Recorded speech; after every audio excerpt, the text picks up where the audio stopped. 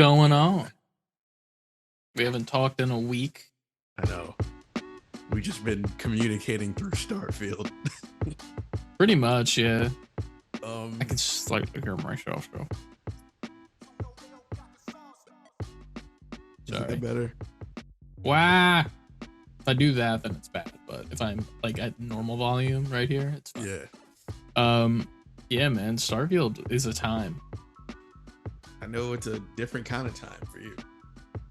Yeah, I mean, I did have one good play session. Unfortunately, that won't like make it to the videos. Till probably like the fourth one. The second one's coming out Monday or whenever I put it up. I don't fucking know. Maybe tomorrow. I gotta make a thumbnail that is evocative of your actions once you were given free reign to just walk around after making your character. Because there was one thing you were doing that whole time. And you did a lot of it. Wait, what? When I was making my character?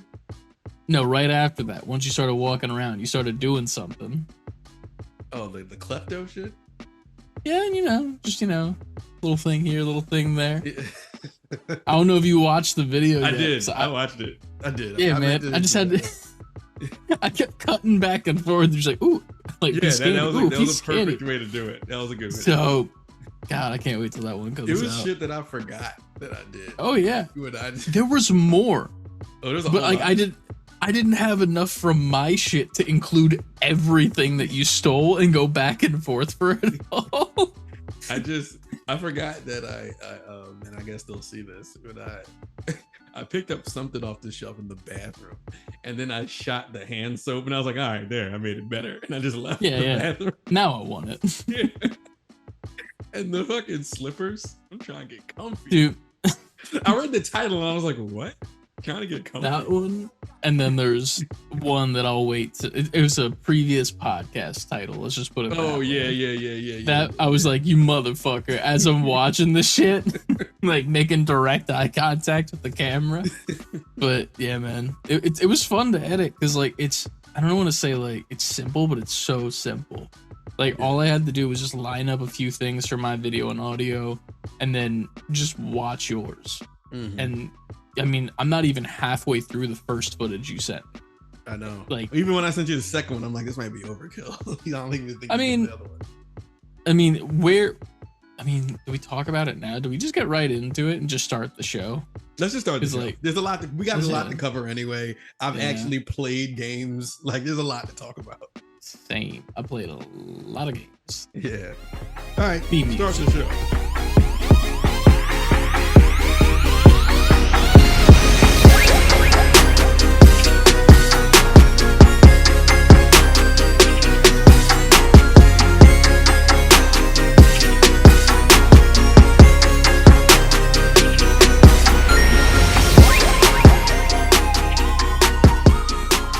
Level up, gamers, and welcome back to another episode of the Save Before Quitting podcast.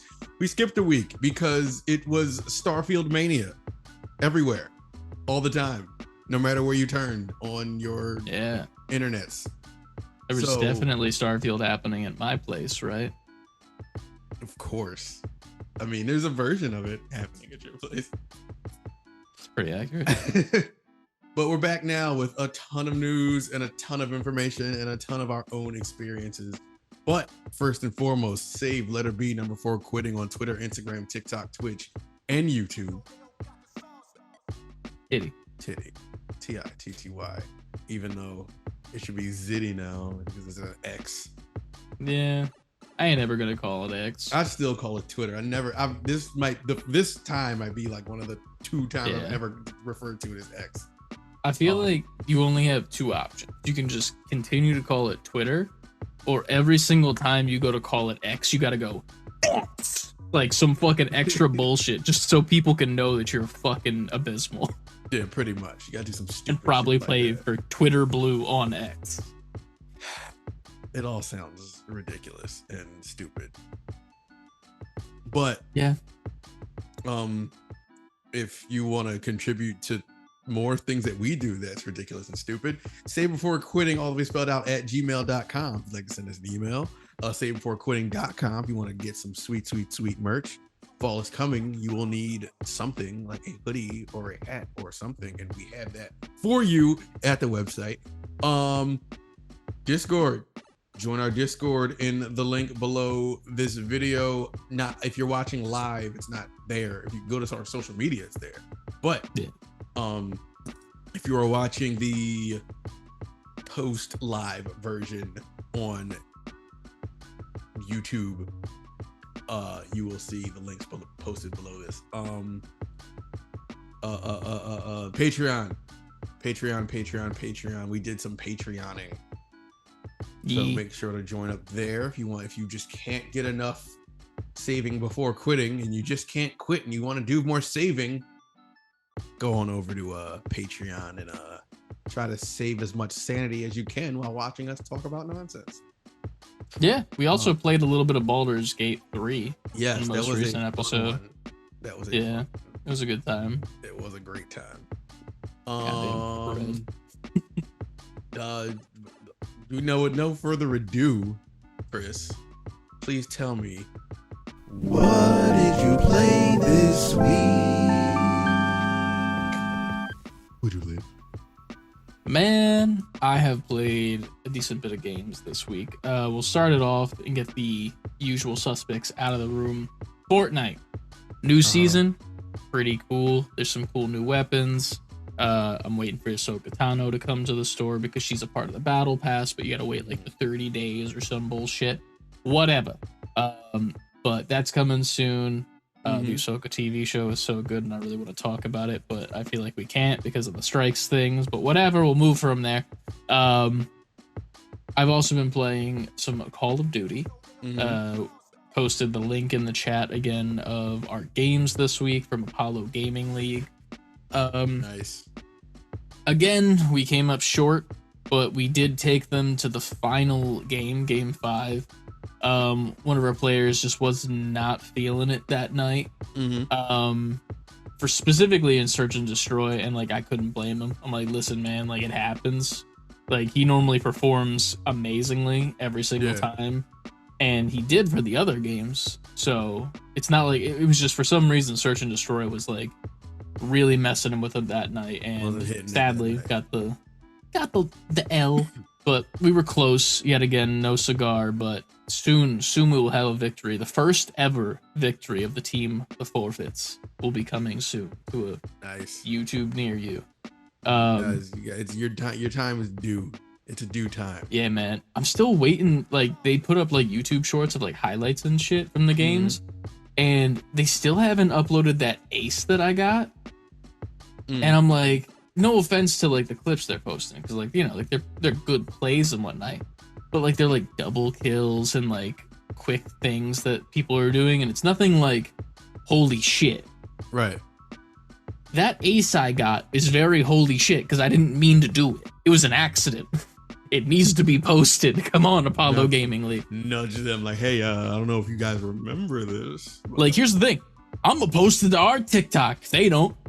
True. Like, I have the clip. I could get it on cross fucking clip and send that shit through. I might do that tomorrow. Just send it to him. Be like, here, I've done the work. Honestly, not even gonna lie, might. But fuck it. You got nothing to lose. Do it.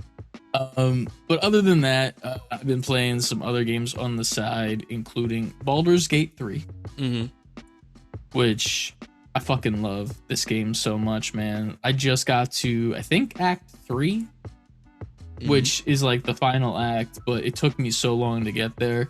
I had so many like stupid shit like happen to me the past like day in the game where I was like hyper confident in this one area because I'm like, oh yeah, I'm just making my way through this fucking like old tower and I see 4 people in the distance and I'm like, yo, I'm gonna take these guys out real easy, real quick, no problem. So I walk up and they're like, yo, you ain't supposed to be here. And I had to roll a persuasion check saying like, no, I am supposed to be here. And I failed it immediately because I'm bad at rolling dice in any form.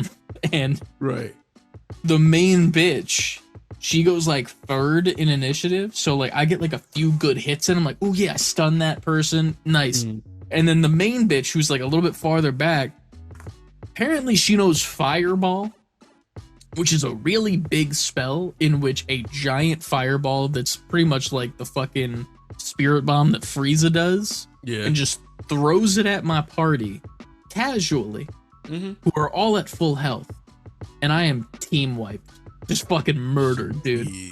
And I'm like, I thought this was gonna be a simple fight. I got this one person stunned over here. I just got one shot. You thought shit was sweet. I did. I was like, what the fuck, man? Like, it came out of nowhere, too, because nobody in this area was doing a level spell, like, that high yet. Right. So I was like, yeah, there's no way in hell that this person's just going to one-shot my entire team. But they did. And then I promptly reloaded my save and then took an invisibility potion for my main character and made my group stay back. Walked up to behind her, triggered the combat with a random party member, and then my guy is still behind them, invisible, just chilling. So he's not even in combat initiative yet, so I can just switch over to him casually. I fucking sweep the bitch's legs, knock her on the ground prone, and then I fucking beat the shit out of her because I'm a monk. So I'm just like, wham, bam, pop, a little bit, and fucking destroy her in one turn. And I'm like, nah, ain't happening again. Yeah, so then I fucking don't get used to that shit. Yeah, that ain't happening. I know now that you're that bitch, but I'm that guy, and I just fucking took that bitch out. You're that bitch, but I'm that guy. Yeah, I'm the guy from Spy Kids 3. I want to call this episode "You're That Bitch and I'm That Guy." That'd be a good one. It would. But yeah, man, it's just been really fun. There was like a really nice and really cool boss fight at the end of the Act 2 area. And then I went back to camp because I was leaving to go to actual Baldur's Gate, which is like a city. And I was about to finally get there, and this shit happened where I got jumped in my camp, which hadn't really happened before. And there's this like portal that opened that's like, come here and hop in the portal so that I could save you, pretty much. And I didn't hear that the first time that I played it. So I'm just beating the shit out of everybody that's like running into my camp. Like they just keep running in and trying to like take me down. And then out of nowhere, after like 4 turns, like this area effect happens and a cutscene triggers where every single one of my party members who have like the little tadpoles in their head just become the squid people. Just entirely. And I'm like, what the fuck did I miss? And it's like, you need to reload your save because you can't continue. You are no longer a person anymore. And I'm like, okay. You are a squid. Yeah. But it was very, very cool. Needless to say, run to the portal and make sure you hear when they say run to the portal. Because I reloaded my save and the first thing I heard was, please get in here quickly. And I'm like, oh yeah, that would have helped to have heard. Nah, I won't be doing that. And but yeah, so I had to go back a little bit to reset that, which sucked. But it's all good. I'm in Baldur's Gate now. I got jump scared, which was not fun, to say the least. Like I was just going around casually because there's so many people around, and I'm like, I'm not gonna talk to everybody because you can. Yeah. And I see this like guard, and I'm like, he's in a weird spot. Like there's like a little tucked away back area and like a set of doors behind him that are locked. And I'm like, oh, there's something in there. Right. There's something in there right there. I'm gonna go try and talk to this guard, see if I can distract him, and then get inside. I start having a conversation with the guard, and out of nowhere, he just gets like really fucking dark and starts like saying like, yeah, all these refugees, we should just fucking murder them all.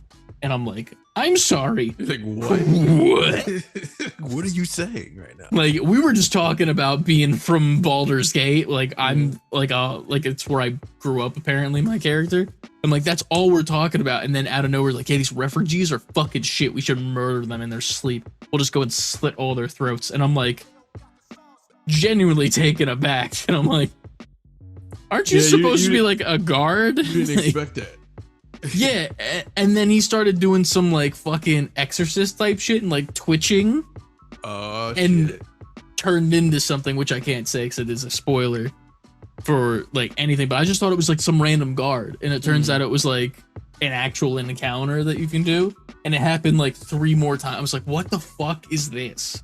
Like, but it was the game that keeps on giving. It was because, man, I wish I could just like talk all about it, but it's funny because people are just like playing the fuck out of this game but not getting to Act 3. Like, I've been avoiding spoilers for so long just because I'm taking like so much time to do all this stuff because there's so much to do in every act, and I'm like, well, now I'm here and I have nobody to talk about it with. Fuck. Listen, soon enough, yo. Yeah, one day. But then the final thing that I've played this week, I played on stream today for Figure Friday. It came out free for PlayStation Plus this month, and I decided it'd be fun to like just take a look at it and like, because it was supposed to be this big reboot of Saints Row. We'll get into that company who made that game in the news. Yeah. Needless to say, man, that game's it's so weird, and I'm gonna say this, and it's gonna sound like backwards as fuck, but I loved Saints Row the Third. Yeah, that's back like when I played it, like a cult classic. Yeah, on PS3. That's when I played it. It was fun and it was good for the time. If I go back to it and probably play it now, I probably wouldn't like it as much, but still. Right. This one, it feels like I'm playing both. It feels like I'm playing the Saints Row the Third. If it was worse.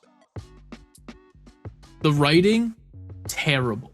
The fucking animations, terrible. The visuals, terrible. Damn, it's this bad? It's this bad. And then you get to the gunfights, and it's just like super boring. But then there's like hyper violent fatalities that you can do that are like, where the fuck did this come from? Like, one of them, you literally just beat the shit out of someone with your pistol, and then as they're dazed on the ground on their knees, you slowly reload your pistol, put it to their head, and pop them. And I'm like, okay, that was fucked up. And then another one, if you have your just fists out, you grab them by the neck and just start bitch slapping them back and forth until they're like unconscious, and then stab them. And I'm like, where's the knife coming from? Because I don't have a knife in my weapon slots, so I don't know what's going on. You could also just kick people. Just doing Mortal Kombat fatalities out of nowhere. Yeah, literally that. And that's what like heals you if you're taking too much damage or some shit. But I was like, this is weird. And the character creation, way too much stuff in there. Like, I thought Starfield had too much shit, but like at least Starfield, it makes sense why there's so much customization. This game, there's no reason for how much customization that they put in it because it is a garbo game. I made Squidward. Sounds about right. Yeah. So I played as a blue man with a brown t-shirt and blue undies, so I didn't get banned on stream. Right. And he's got a giant fucking schnoz and a 5 o'clock shadow, and he's got these fierce ass eyelashes to make him look like a cartoon character. I was doing that the whole time too, but dude, it was fun and bad at the same time. I don't know how to explain it. Like, will I play it more? Maybe as like a junk food type thing, but like, I mean, that's all I really saw it as, but it didn't look like the reviews weren't good for that game. But at the same time, when it was like, when they were promoting it, it didn't look bad. It just looked like, okay, it just looks like a GTA knockoff, which is what that series started as. It obviously rolled into becoming its own thing. So I mean, that's just what more. It looked like more of that. I'm like, all right. Yeah, but it's fucking goofy, man. Like, if you load it up just for like an hour, I feel like you'll get the gist of why I just don't know what this game is. Like, it started off with a rave at the Saints like hub, I guess, or like their mansion, and it's like all purple. Everyone's wearing purple and shit, and then like it randomly cuts to like your character creation. As like some guy is coming to talk to you, and as the doors open, it cuts to like a bright white. There's your character creation. Cuts you back in. You walk out of the door like, hey man, it's a party. We'll talk business later. And then the party gets fucking jumped. You get dragged on the ground.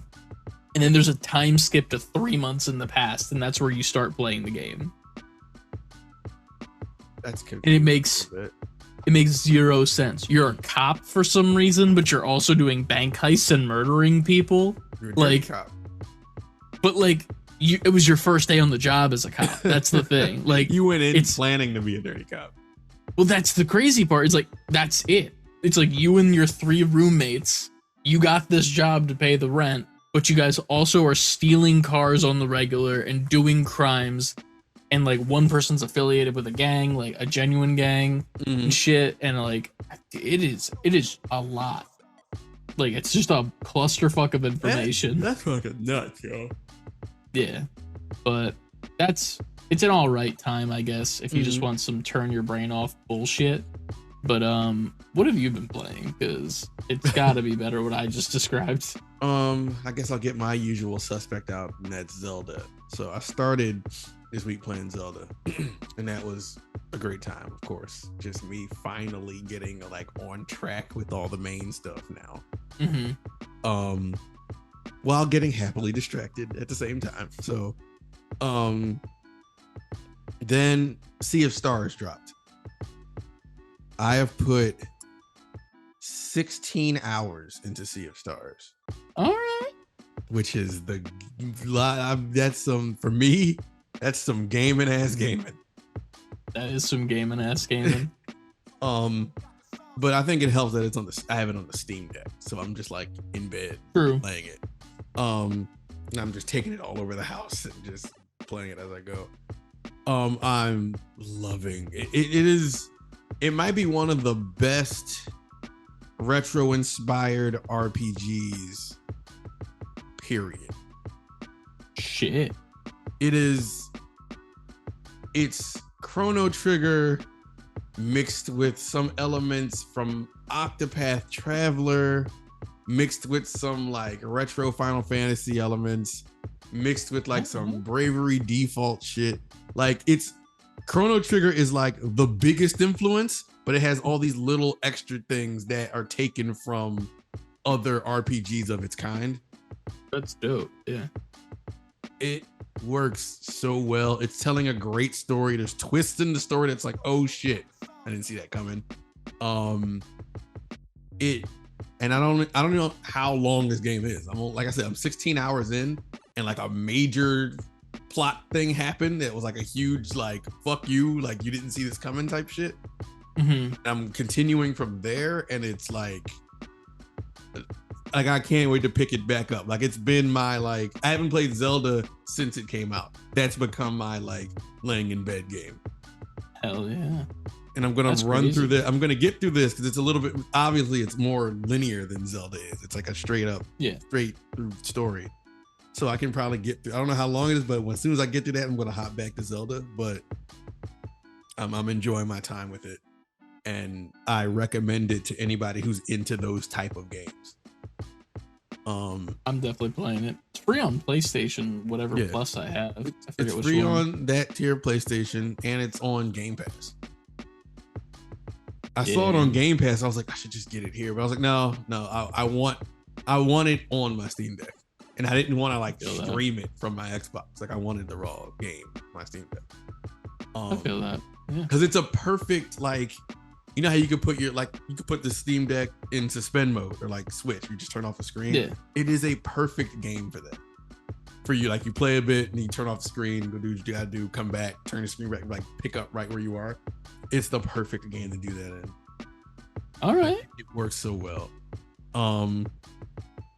So anybody who's a fan of those games, I've been saying this ever since it's just been promoted, but it lives up to the hype, and it got great reviews, and it lives up to the great reviews. Game of the year, you think? No. In contention or no? No. It might be indie game of the year. I know that's an award. It might be that. Okay. For me personally, I think it has a huge shot at that. I know their previous game, The Messenger, which was like a Ninja Gaiden like retro inspired game. I gotta remember that. I had it on Switch. I loved that game, and that got Indie Game of the Year that year at the awards. Messenger is really dope. So other than Sea of Stars and Zelda, Starfield came out. Well, you know, let me back up some. Let me back up some. The Turtles DLC, the Dimension Shell Shock DLC. Yeah, how you been liking that? It's not bad. I haven't dove too deep in it because they're like the biggest draw for it is like this survival mode and it takes you through all these different dimensions. I have not done that yet. I've just gone into arcade mode and played as like the new characters, like Karai and Usagi Jimbo, the rabbit. I've been playing as them, and Karai is really dope. She's really fun to play with. She's very, very quick. She's like, you know, like got the ninja shit going on for her. So like, very quick character, very fun to play, very button mashy. She can like juggle characters really easy. She's really fun to play with. Hell yeah. So play a little bit of that just to test it out, and then Starfield came out. So me and you decided to get the early edition of Starfield, which I didn't plan on doing until we both got together and came up with the idea to put out content with it the day that it drops, which in retrospect was a really good idea. Because what you're making with the clips of us playing this game is it's to the point where like I'm like, we should do this more often with other games. Oh, for sure, yeah. I still want to do it with like games where we play together as well too, just because I feel like we got to figure out It Takes Two at some point. Like, with whatever the hell was going on with your account, like we got to figure that out soon for sure. Is that on Steam? It has to be on Steam, right? Probably. I don't know. I think it was just your Ubisoft account. Like you could just send an email to John Ubisoft and be fine, probably. Just put a ticket in, you know. Because that was annoying. I was ready to play that. How do you feel about sent me a game on Steam that I think we need to play. Oh yeah, I forgot about that. I don't remember. I wish you play that. Yeah, I think I bought that for both of us, and then we just fucking forgot. He was like, check your Steam. There was a gift in there. Yeah. But all that aside, what are your first opinions of Starfield? I think Starfield is good. There's a caveat to that though. Starfield There's so many asterisks at the end. Yeah. Starfield, I feel like this. If I beat Starfield, it'll be by accident. It'll be like, oh shit, I didn't know I got this far and played it and beat it. I'm not necessarily attempting to like go completionist on this game or anything like that. I like Starfield because it's just a million things you can do in a million directions you can go in, and that is interesting to me because it's like anything can happen. This is my first Bethesda game. I've never played Fallout. I've never played Skyrim. So a lot of these mechanics are familiar to people I've talked to like at work who were playing this game. They were like, yeah, it's like any of those other games, just in space now. I was like, all right, like I kind of understand that, and I kind of can see the mechanics, even though I've never played those games. But I've gone on like YouTube and watched people play these games. Yeah, like, I know what these games consist of, so I'm not surprised by anything. But Starfield to me is a playground. It's just a playground. Like it's like, while I wouldn't mind just like not no lifing it, but like straight up, this is my primary game, because you can get caught up in it like that. Like the footage I sent you earlier this week, the second video I sent you, the one that we're not going to get to for a while. Yeah. I don't think we've downloaded it yet. Yeah, like I feel like the amount of accidental side missions you can get, that just like, oh shit, like there's a billion things to do. Like I'm literally heading towards something in these videos, and then at some point I'm just like, no, wait, I want to go do the main thing first. Then I go back, and then like I don't want to say what I was started running around doing primarily, because it's kind of the whole focus of when you start chopping up that video. I'm excited for that now. That's what my weekend consists of. I was helping out an NPC in the little main hub area. Yeah, the Constellation Planet, where that place is. Yeah, where that is. Okay. But then, like, I will say this, like, I was reading. No. I was into a podcast, and they said one thing you want to do in Starfield, like, if you could pull it off, like, get arrested. I'm just like, why would I want to do that? But I ended up doing it, but it was by accident, because when I listened to it, they said, do this to get arrested. I'm just like, why the fuck? And I didn't even get to that point, but I came on the planet as soon as you land, and they have those little, they're like square cleanup robots. They're just like going around cleaning shit up. And me being my asshole gamer self, I'm like, what is this little fucking? I just like meleeed it, and then this cop came like, hey, you! I was like, oh shit, I'm getting arrested by accident. Jesus. He was like, you're coming with me, and you had options like you could run, or you could talk, or you could be like, I'll go quietly. And then because when I did it, it hit me as like get arrested. I was just like, I'll go quietly. So I ended up in the police station behind the thing, and then you can do police missions after that. You talk to the guy behind the counter, and he's like, we've been looking for people to help us solve little things out here, blah, blah, blah, blah, blah. So then you start getting police missions that you can go. It's like, I think the first one is called like, what was it called? I forgot what the first mission is called, but like protecting the peace or something like that. So like all of a sudden now, like I could be a cop. And I'm just by getting arrested. Yeah. But then it's like, and of course I'm just in there stealing shit because that's what I do. But then I got shook because like they had like weapons out, like open cases of weapons. And I'm just like, I want to steal this, but I'm in the police station. I feel like that won't go well. But I kept it in mind. I was like, I'm gonna come back here. But I say all that to say, that's the type of shit that'll keep you going. Because I'm just like, there's so many little avenues I could go in. I could just never play the main mission and have a laundry list of shit to do. True. And there was other little shit, like you just run by people having conversations and all of a sudden their problem is yours. Like somebody was talking to somebody about some place, I don't even remember. And as soon as their conversation finished, which I wasn't involved in, it popped up for me like, go here to find out, blah, blah, blah, blah, blah. Like, well, now it's my problem somehow. Now I got to go fix their shit. But I did all the main things. As we talked about before, I stole the suit. I got the suit before they patched that shit out.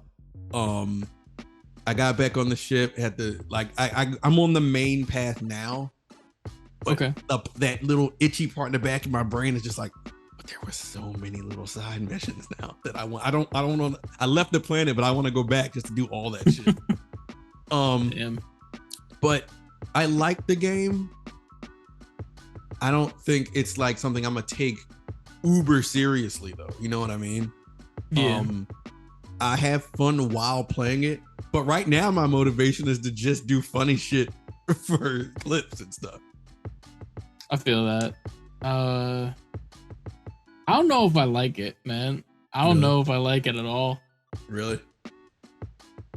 I think it's just because it's a Bethesda game and I'm not a fan of them in the first place, but like, and it's not even because of the actual gameplay or like the story or the issues that I was having on my main PC, which on my laptop I wasn't having, even though I did have an issue where my gameplay just corrupted itself after an hour of gameplay. So that was an issue. But it's like simple, stupid shit that pisses me off in this game. Like not being able to switch your weapon or having two toggleable weapons like in Call of Duty or something. Like that's annoying. Having to go into my inventory every time to switch which weapon I want to use. That's annoying.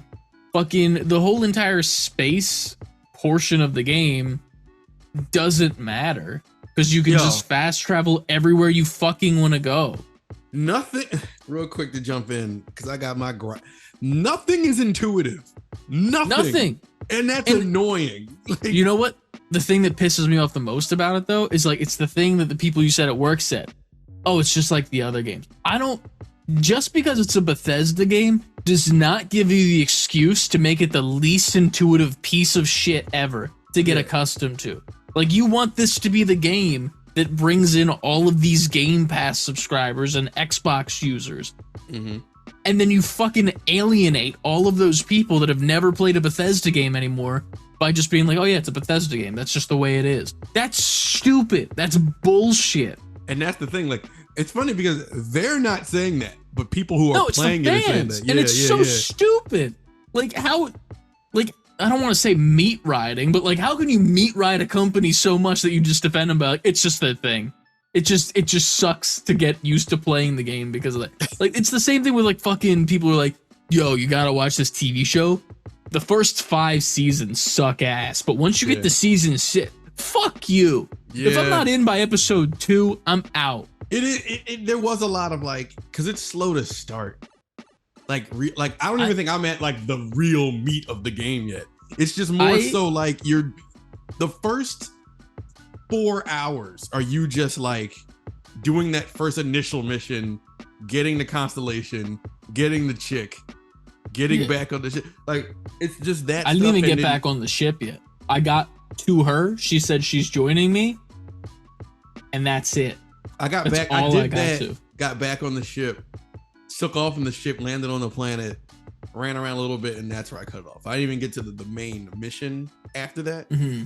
But yeah, like the planet, like the traversal to planets is like, it's stupid. It's not. I don't think that part of the game, which when they were showing the game, promoting it, looked incredible. I don't think that part of the game is fun. All the fun is being on foot and like fighting space pirates and shit and looking for stuff. And like battling in space is fun, but like it's such a like specific thing. If it, like, here's what I would have liked. I would have liked it if I'm like fast traveling to a planet and then I'm in like the planet's surface still and I can just go land, kind of like how it is in No Man's Sky a little bit. I like the way that they did it more, where you can land while you're in space and just fly to the planet, as opposed to like doing it for like 8 fucking years to get there. Or hit the M button and then you fucking just hit X to travel to immediately where you want to go, and it just plays a little little baby cutscene and then you're there. Like, that's so dumb. What's the point of me flying in space if I can just fast travel in a matter of 30 seconds to where I need to be? And then it's like twofold, because then you have to set course. So when I first was playing it, I'm like, all right, bet, set course. Yeah. And then it shows you in front of the planet. And I sat there for a second and just was like flying towards it. I'm like, I thought, after a while, I'm like, I thought I was here. I was like, oh no, I also have to go back in, hold X to I was like, so what's the point of the set course thing? Just like, you might as well cut out the middleman and just say hold X to land on the planet. Why am I setting the course and then pausing it again and then going back to the map and then pressing X to land on the planet? It's shit. And I'm not going to sugarcoat it. It's shit when it comes to that. And it really fucking grinded my gears. Because like, that's the fun part, you know? Like, that's what makes it different than the Fallouts and the fucking Skyrims, is that you have this space travel option to go in between the planets, you know? That's what's supposed to make it different. Yeah, the stuff on the ground is fun, and like being like and shooting once your computer's not fucking taking a shit while you're doing it. Like, it's fun and it feels good. But all of the hindrances, and then like another thing that pisses me off about it, and it was the fucking, when you first go into the area where the pirates are at the beginning, right? And you're with your robot man and you're walking through this area and you start taking them out, and there's just one room in one of the hallways that has a dartboard. I remember. And tell me how every fucking dart was an item that you could take, and they weren't just the same dart. They were color-coded darts. So there was like different colored version ones. Like, that's so unnecessary. I don't need these darts. I can't throw them. I can only sell them as items. Like in Cyberpunk, when I found a dildo on the street, it wasn't like 40 fucking dildos at 87 different colors in their different variants, the Comic-Con version and the New York Comic-Con version. We don't have those. Fucking Starfield, you got everything, man. Like, there was a fucking penis pump in one of the rooms that I saw. I'm like, dude, I don't need this. I didn't realize, which I said it in the playthrough. I was like, I'm waiting to get to a point where picking up all this shit is gonna fuck me over. And it did. And in the videos coming up that you haven't cut, I spent so much time in the menu like, fuck, I gotta drop shit. Cause I had so much shit at one point. Like if I even just walking, not running, all my shit started draining. I was like, I can't even walk. I just have to drop everything.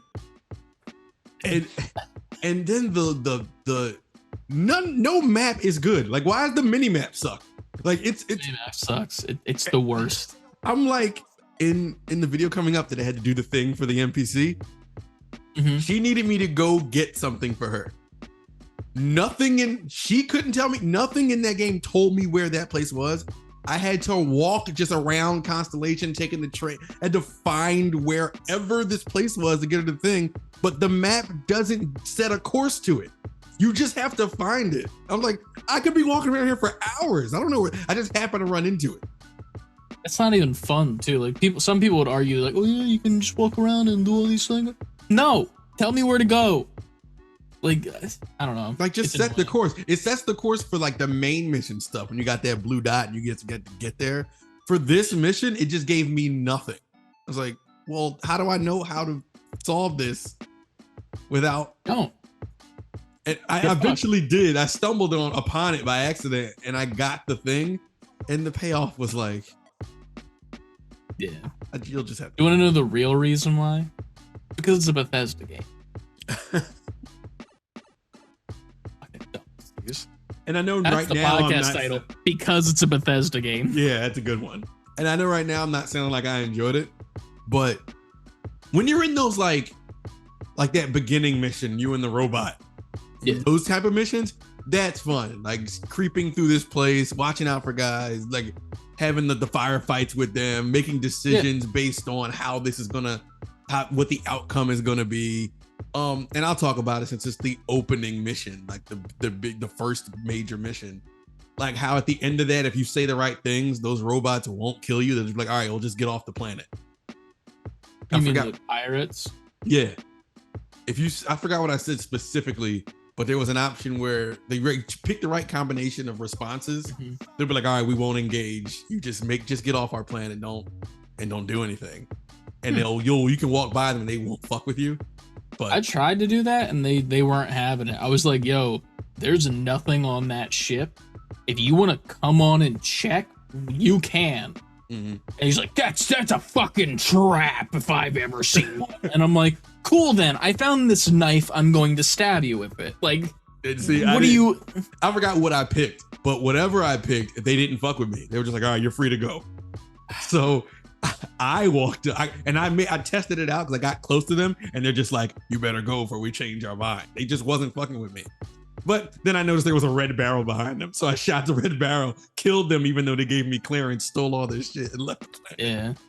I stole their helmet. That helmet that they had is fucking sick. It's red and it has like a really thin visor. I put that on with the stolen suit. Mm-hmm. Looks super cool. Because there's red on the shoulder pads for the suit that you steal. So it matches. It looks like a fucking Power Ranger. Yo, speaking of more non-intuitive bullshit in that game, I stole the suit, and in the menu where like you're taking it, I accidentally hit A on the Xbox controller, but it was for store, so I'm assuming it stored the suit away. Like where? Where? So hey, you'll see it. I didn't even know that's a thing that I could do. Yo, so after that point, I just had the helmet and the backpack. I'm like, where'd it go? Like, where's the suit? Where? It said it stored it. I'm like, stored it where? You didn't tell me anything about storing. I'm trying to steal. Let me do my thing. I had it on, and then it was like store, and I meant to hit A just to equip it. Pick it to equip it. But A was in that menu when you first get it, before you go in your inventory. So it's like if you're picking up an item, it's going to ask you if you want to hold it or you want to put it in storage, I guess. So I was in that menu. I hit A and it stored the suit part. And I only had the helmet and the backpack. I'm just going through every menu like, where did it go? And up to this point, I didn't play for that much longer after that, granted, because I just got to back to the ship. So I'm assuming there is storage on the ship somewhere. Most likely. But nothing up to that point in the game tells you where that is. I was like, well, this shit's just somewhere. Yeah. The worst thing is, like, there are like little pop-ups that happen from time to time that are like tips, you know, and shit. But they're always not at times that matter. You know what I mean? Like, it's like some random shit like, oh yeah, if you do this, then this happens. Like, okay, cool. Never gonna need that for like the next 5 to 10 hours of this game, because I don't have what you just explained to me in my inventory. Meanwhile, simple things like that, where it's like, oh, you stored it. That's the first time that this player has ever stored something. You should trigger the tip. Like, It says you stored an item. That means it's on your ship in your storage container, which can be found here. That's how video games work. Yo, for me, it was just like, did I just destroy it? Is it gone forever? Did I get the rare suit and fuck up the suit? The funny part is you could have just reloaded your save back like a minute or two. Yeah, I guess I didn't think about that in the moment. I kept trying to figure out where the suit was. Yeah, my brain just is on that because of how Baldur's Gate is, and sometimes you gotta cheese it with a save sometimes. Yeah. And I'm sure it's on the suit. The ship. I've already read things where people are saying, and a quick way to access your storage. So I know there's a way to access it. It's just that in that moment, it was like, it didn't communicate to me how or where the storage is. Yeah, it's one of those things where it's like, it's not intuitive enough to like say that it's okay. Like, just saying it's a Bethesda game isn't okay. It needs to be more intuitive. It needs to help the player base learn how to play the game. Like, you need to teach me how to play and not just let me do it. That's stupid. Or just give an option for that to be a thing. Like, hey, make this a shitty Bethesda game where nothing tells me how things work, or a little slider and it's like, play tips and tricks and shit, like when things are happening, like something. Show prompts when actions happen for the first time. Like, I knew nothing. I don't know. But I think Starfield is good. Asterisk, asterisk, asterisk, asterisk, asterisk, asterisk for me. I think Starfield is meh. Super amount of asterisks as well. It's fun, but we're still gonna play it. Yeah, I'm still play it. It's fun for the purposes that we're using it for right now. Oh yeah, until it becomes not fun. Yeah, that is while it will stay on my laptop. I'll play that shit. I'll probably play a little bit tomorrow as well before I edit the third video. But like, I have to do like such a weird. I have to unplug my keyboard that's on my desk because this doesn't have a space to go. And then I take my laptop and I put it at an angle on top of this keyboard so that it's like pushing down buttons. But then there's like a giant space for the air to like, you know, go out. It's a laptop. Yeah. Then I take this tray table here that I got and I put that in front of me. And then I have to put my fucking keyboard that's separate from my laptop here. And then play it like this. It's a mess. What a rig you had to set up. And then even worse, I'm recording my face on this computer and my voice, and then on my laptop I'm just recording the gameplay, but it's still having issues. Yeah, it's a perfect way to sum it up right there. That's how I feel when it comes to Starfield. But it's time to get to this long ass list of news that we got. Yeah, that was the longest what we played this week segment we've had in a long time. It's been a while. Yeah. But here comes Mario's ass.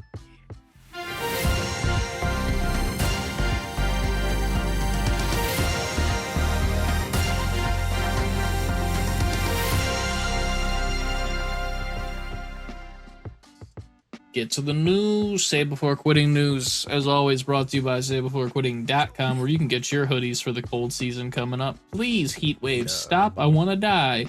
Yeah, it's like summer was like, if I'm going down, I'm taking y'all with me. Global warming, bro. Crazy. Shit ain't real. Nothing's real. It's a fucking joke, I swear. Oh, we got up first, Ant. Up first. Tokyo Game Show is happening from September 21st to 23rd. last year's Tokyo Game Show had a lot of big reveals, and apparently this one will be its biggest. Apparently this will be the biggest one yet. Confirmed attendees at the show is Capcom, Square Enix, PlayStation, Microsoft, Nintendo, Sega, Konami, and more. So we got the 3 big ones plus some major publishers. I'm interested to see what actually gets revealed here. Hell yeah. And that is, again, September 21st to the 23rd. Towards the end of the month. Next up, there's going to be an in-depth, well, it already happened, Mario's 2D scrolling adventure for Super Mario Bros. Wonder. How'd that go, Ant? Because I did not watch it. It's fine. It was just showing more of the game, which isn't that much more than we've already seen in the reveal trailer. They went a little bit more in depth on the modes and characters and new mechanics and stuff like that. But I mean, it looks fun. It looks more and more like just new Super Mario Brothers with a fresh coat of paint. Not to say that that's a terrible thing, because those games were very successful. I think this game has a little bit more like fun quirks to it. This is the Elephant Mario, right? Yes. So I'm still interested to play it. I just kind of like, while I do think this looks good, it still looks so reminiscent of New Super Mario Brothers to me. Not nearly as plain Jane as those games were. They definitely took creative liberties in this, and I'm glad, because side-scrolling Mario kind of needed that fresh coat of paint after New Super Mario Brothers, New Super Mario Brothers 2, New Super Mario Brothers Wii, New Super Mario Brothers U. They came out with so many versions of that game to the point where it was just like, we're burnt out. Like, so this seems like different to the point where, like, on purpose. And I was reading that like they had, like, the people who were working on the game, like, they had no timeline. Their only goal was to add so many different and new creative things to it that hasn't been seen. They didn't want to reuse any of the old power-ups until they came up with a certain amount of new things. And I respect that for trying to refresh this thing. So yeah, it was just more an in-depth look at the game, pretty much. Dope. Next up, something that you're probably very excited for, because Brostalgia just posted a shit ton of videos about it. Well, not this specifically, but the old stuff. But it was timing. The timing, and that wasn't planned. We couldn't have planned that, because you recorded them 2 years ago. There's no way in the hell you could have planned this. And then we just put them out in order. So this just happened to land at the perfect time, because Mortal Kombat is on the news right now. And they put out a trailer that recreated the original Mortal Monday trailer from the 90s. You had to have heard for people listening, like, you had to have heard like the retro, like, that yell. They redid that commercial with the crowds of people running around, everybody screaming. With Bethesda, it was really cool. Especially cool if you like reference the old one and then look at the new one. That's for one person that watches this podcast. They'll get it. But I think that's really, really dope. In fact, today, if you want to relate it to Nostalgia, you sent it to me. They put out the trailer for Jean-Claude Van Damme playing the version of Johnny Cage, which, for those who have actually watched Nostalgia, we just covered how that was in the history of the game, how the game initially was supposed to be a Jean-Claude Van Damme game, and he became Johnny Cage because they couldn't get Jean-Claude Van Damme. So now, 30 years later, they got Jean-Claude Van Damme as a skin for Johnny Cage, and it's his voice and everything. It's pretty good too. It looks amazing, and it looks really, really, really, really dope. And I kept saying, like, I don't think I'm gonna buy Mortal Kombat. Blah blah. You're getting it. But the more that they show, it looks so good. It looks. Dude, I knew you were getting that from the first day that was shown. There ain't no way in hell you're not getting Mortal Kombat day one. It looks so good. I didn't plan to spend money on that.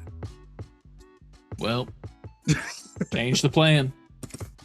I might have to shoot some footage of that. For sure. I'll get my ass kicked by you. I'll come over and we'll play. All right. I'll lose every game. We don't know that yet. I know that. I'm terrible at fighting games. What's the last fighting game I played? Street Fighter 6. That wasn't that long ago. Yeah. What do we got up next? Up. I'm just gonna, no offense, CLD, but nobody cares about iPhone. I actually might get that iPhone. I haven't bought an iPhone. I got cheap. I'm not one of those like freaky weirdos that gets every single new one that drops. So I'm overdue for another phone. So I actually do it. One moment, I'm getting a soundboard just so I can, make this very accurate to the situation at hand. One moment. Mm-hmm. While he gets that, we're referencing the iPhone 15 that's supposed to be revealed on the 12th. Sheep.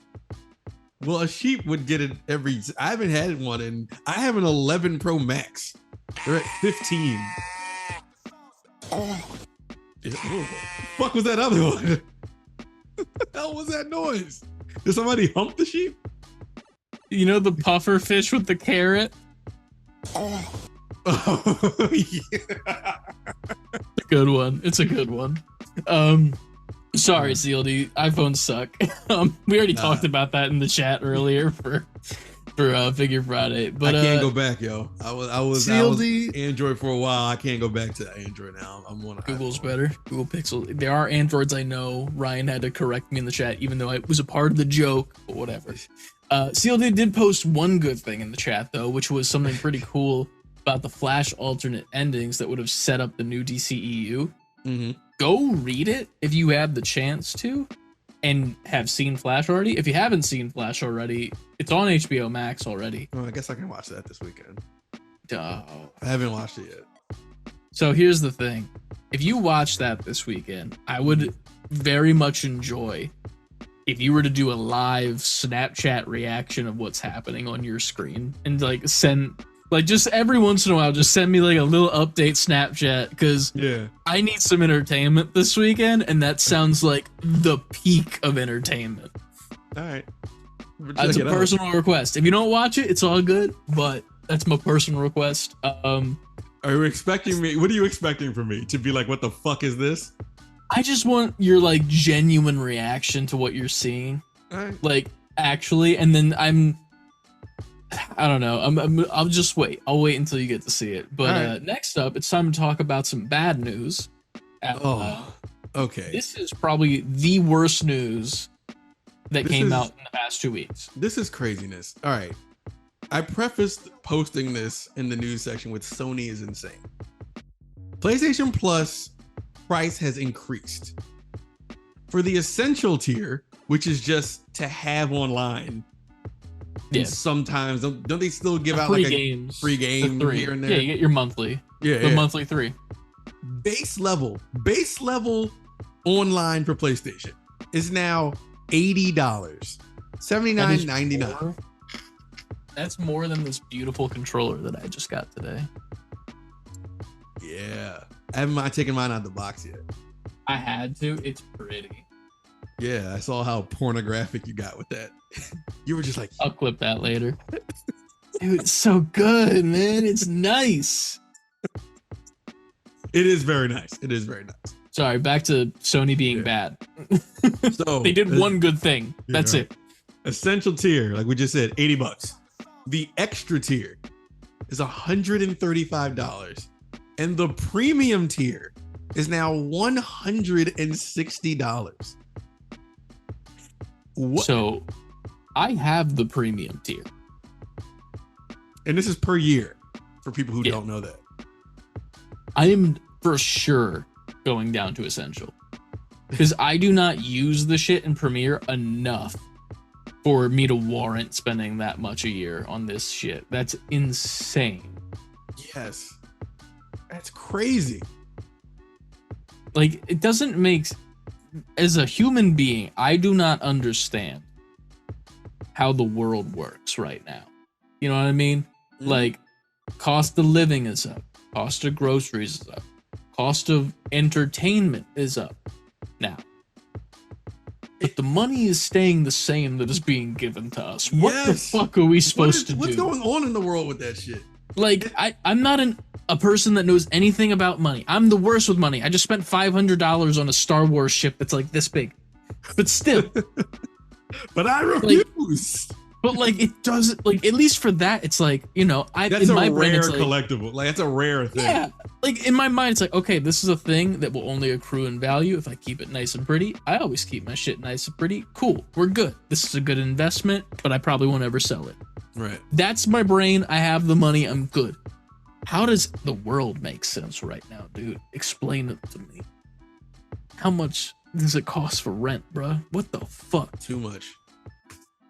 The world sucks. And they didn't even give a good reason. It just says the price adjustment will enable us to continue bringing high quality games and value added benefits to your PlayStation Plus subscription service. What are those benefits? Are they going to fucking send me a GS5? They need to send something, because it's like, first of all, y'all are in the lead. Y'all are making all the money. Essentially, yeah. Like, y'all are dropping bangers this year too, third-party ones as well. On top of the fact that Spider-Man's about to drop, like, what? And then, like, what in the? Excuse me. What? Less. Thank you. I don't understand what warrants this. If with PlayStation being in the position that they're in, what warrants this? Because they can. I guess so. Here's the thing though. If you think about it from that point of view, like if you're an executive, let's just say that you're Sony's executive, you're John Sony. And you're sitting at the top of the fucking Sony towers in your Sony seats in the Sony boardroom. Mm-hmm. Sipping from your y'all are hitting on every level. You throwing out bangers and shit. Why wouldn't you charge more for your products if the quality's so good? But that's the dumbass mindset of it, you know, like it's just like there's no reason to, you know, but motherfuckers like us are still gonna buy it. But your consumers aren't sitting in the Sony seats. Your consumers are still busting their ass trying to make money to afford your shit, and you went up while you're in the lead. Like, what? Obviously, them being in the lead also lends itself to as to why they feel like they can do it. They can feel cocky about it. It's like they just know that people won't. Here's the thing. I feel like a lot of people aren't even going to realize that it happens. That's one thing. Like, there's still going to be like a pop-up like on your PlayStation probably one day where it's like, hey, just so you know, there's a price change, and people are going to click through it like it's Netflix, you know, when they add like an extra $1 or $2 per month for their shit. And I feel like they have a feeling that that's just going to be the way it is. People aren't going to notice. And then the amount of people that are like, nah, I'm going to a lower level, or I'm just altogether done, it doesn't outweigh just getting more money in general, I think, for them. If they went up a couple of bucks, not to say I'd be happy about it, but like if they went from $60 for Essential to like, let's go max, like say you go 65, it's $5 more. While I'd be upset, it'd be like, I wouldn't be upset about that at all. I'd be like, okay, sure. Well, you know, that initial upset, like you said with the Netflix thing, you'd be like, oh, here they go again. I might do that. I might be like, whatever. I'll spend the $5. Whatever. Mm-hmm. You jumped up $20. That's an entire other subscription service to another service. It's a really good meal at Taco Bell. $20 is enough. That's like a Disney Plus, that Disney Plus Hulu ESPN package. That's just that whole thing. I have to buy another subscription. It's like adding another subscription service to my bill within one subscription service. It's bad. And it's more expensive than that. Yeah. Needless to say, though, I feel like a lot of people are going to be dropping from premium because, no offense to them, but I don't think it's worth it in the first place. No, and it's not like now. If PlayStation was doing with premium something similar to Game Pass, then I might be like, while that price sucks, if I'm getting every first party Sony thing for nothing just to pay this every year, maybe. I'm like, that's a bigger, it becomes more digestible at that point. For sure. Even if I don't want to do it, at least I know I'd be getting I'd be getting top quality for my money. Like, all right, well, I'll just get this and I'll have Spider-Man and whenever Horizon comes out and Wolverine and all that stuff, I know I'll just have included. Last of Us 2 Remastered. Yeah, whenever that comes out and Factions. It's getting announced at, it's going to be at Game Awards for sure. Yeah. But not to spend too much time on this because we got to talk about Game Awards later too. We have so much to scroll down. I thought we had a little bit left. We're only on the 30th and it's the 8th. You're right. We're going to, I'm going to do a couple quick ones real quick. All right. I'm going to knock these out. So Lara Croft is joining Call of Duty soon as an operator. Saw that. Pretty cool. Whatever. Cool. Microsoft dropped the $1 Game Pass trial right before Starfield because obviously, yes, of course you're gonna do that. Makes sense. It's whatever. I don't think that's that big of a deal. If you do, you're insane. CLD posted a close-up image of the PlayStation 5 with the Spider-Man plates and the Spider-Man controller. If you want to go check that out, box art is also that back of that box. I was about to say that the back of that box looks so good. Moving on from that, Fall Guys they got SpongeBob. Yeah. They got handsome Squidward, SpongeGar from the future episode, and then dumbfounded Patrick meme. All those memes, yeah. And that is about all the fast news we're gonna get through. Next up is Starfield stuff, just saying that it's good apparently, according to people. It ranges from 10s down to 7s across all review platforms for Starfield. If you were going to give it out of 10 right now, just with what you've played, with all your grievances, nothing else, what would you give it right now? I'd probably lean towards the IGN score and GameSpot and PC, like a 7.5, maybe 6.5 for me. For now, I'm not mad at that. But like, here's the thing: it's better than average, but that's not good enough in my opinion for what this was, in my mind, supposed to be. If that makes sense.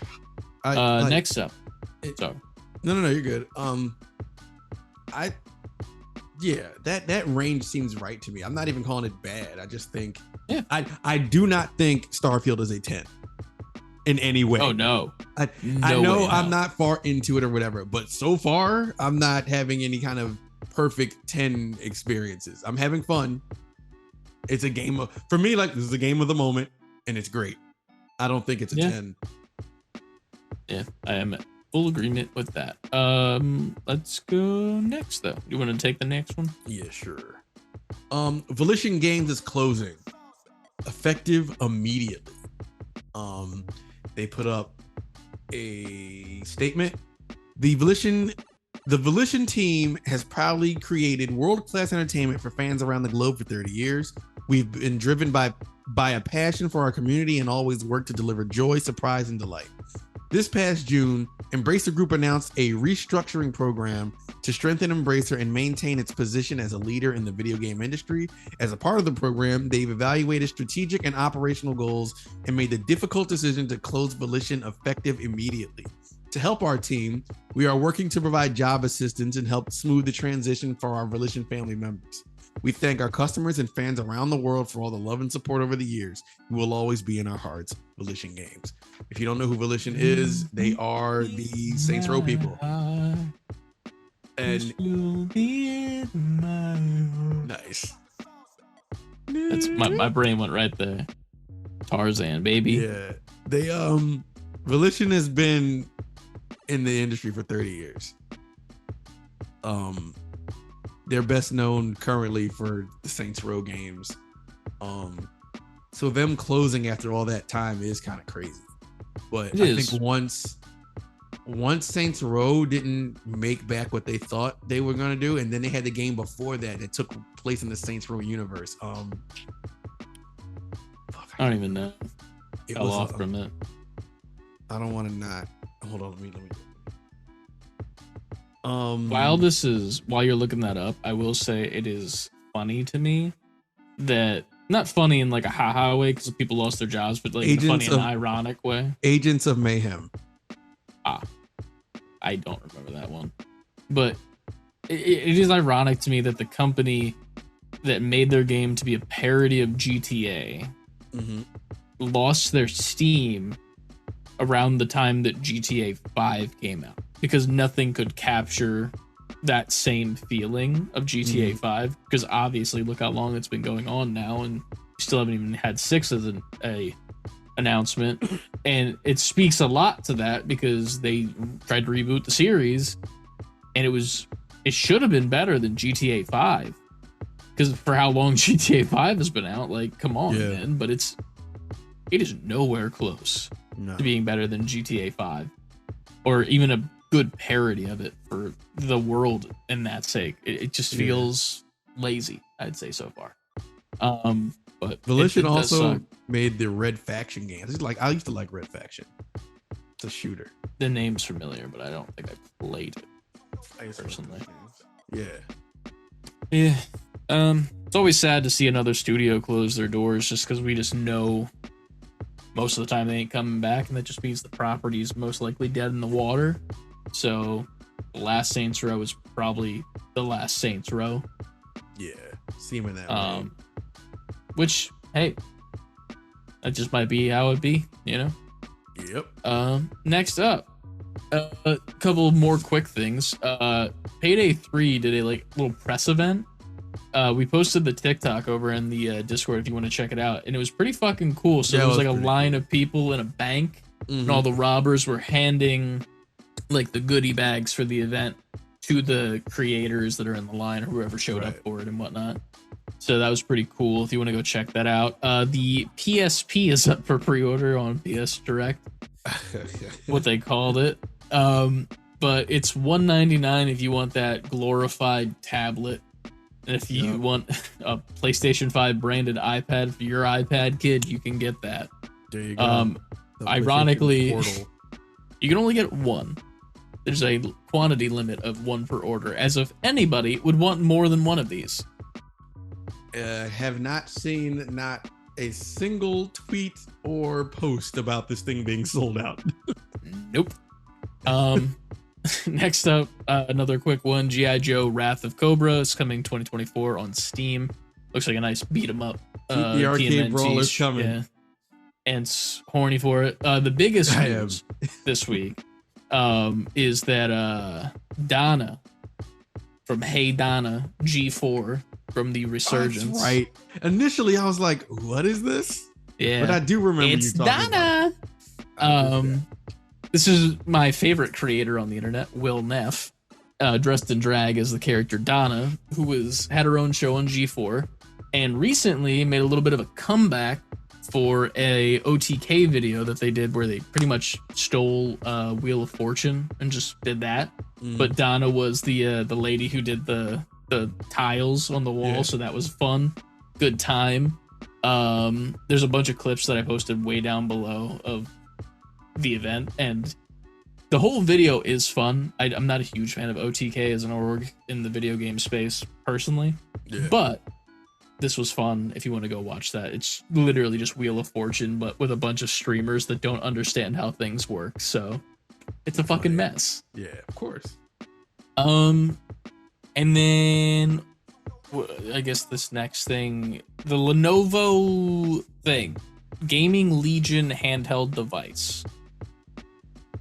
The Lenovo Legion Go was called. Yeah.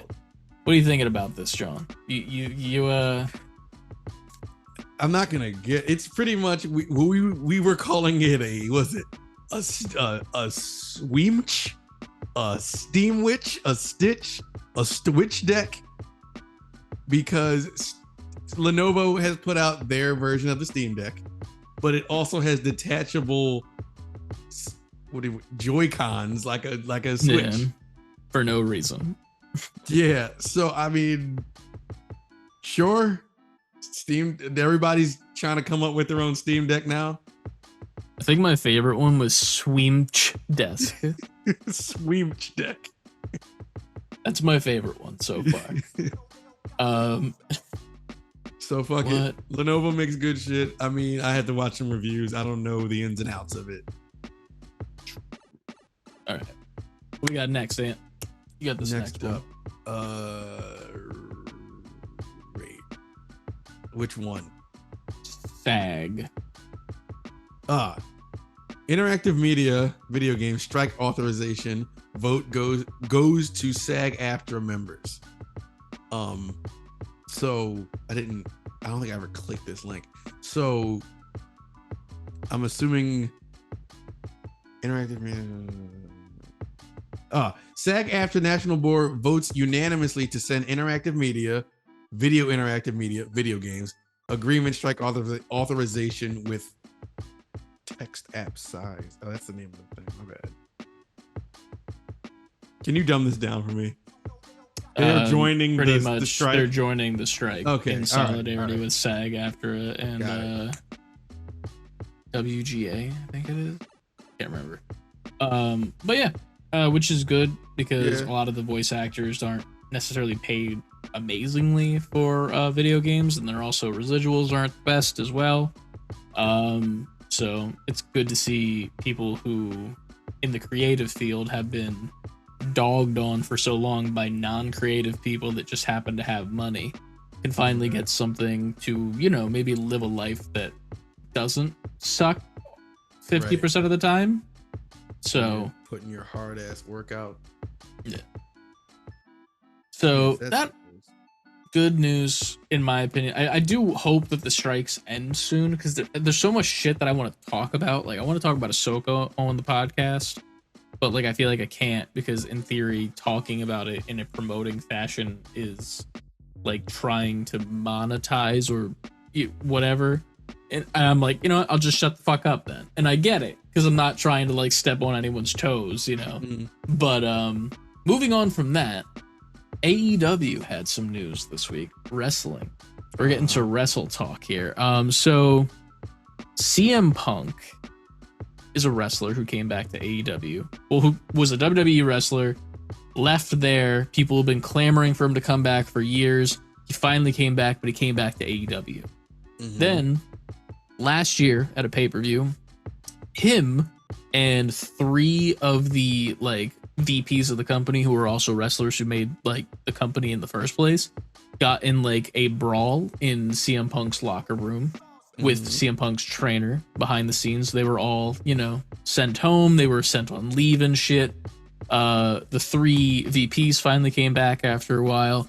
And then CM Punk recently came back after a while, maybe about 2 or 3 months ago when they made a new television show called Collision on Saturdays, in which he was the one that was, if you want to go see CM Punk, he's on Saturday only.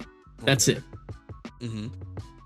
Then they had another pay-per-view, the same one, All In, but this time in London, record-breaking, the biggest wrestling show ever in history. Jeez. And he got into another fight, but this time it was right in Gorilla, which is where the boss, Tony Khan, sits with the headphones and watches the TV, and it's right where the wrestlers go through before they go to the ramp. That's what Gorilla is.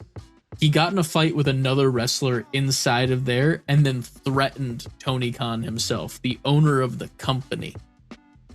Man, he's going at it. Yeah. So he was fired. Thank the fucking Lord. Fuck CM Punk.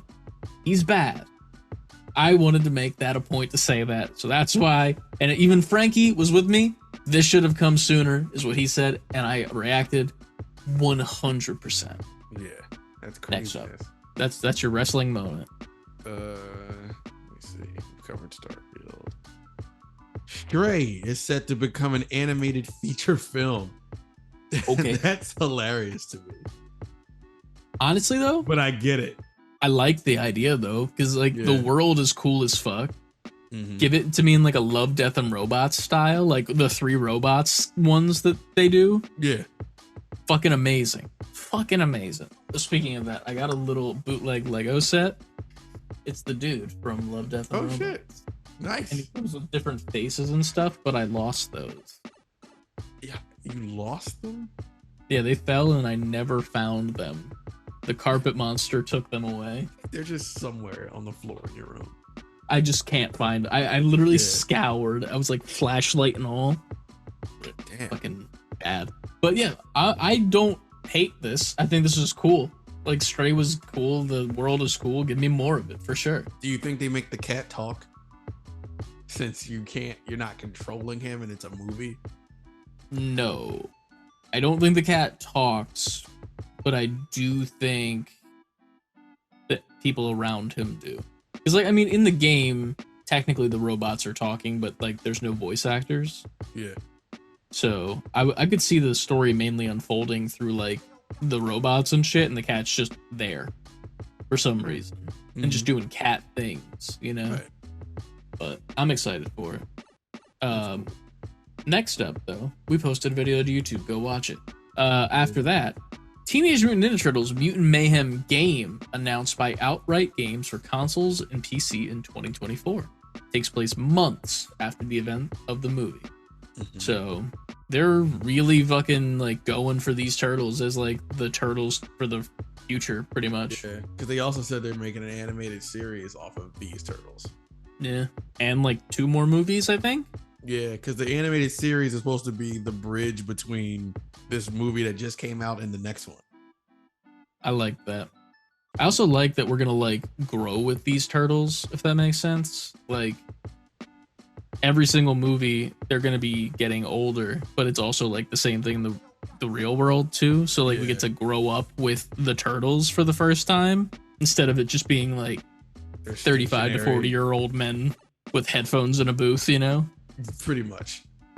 Yeah, I think that's pretty dope. And this game, I looked it up. I wrote it in the Discord.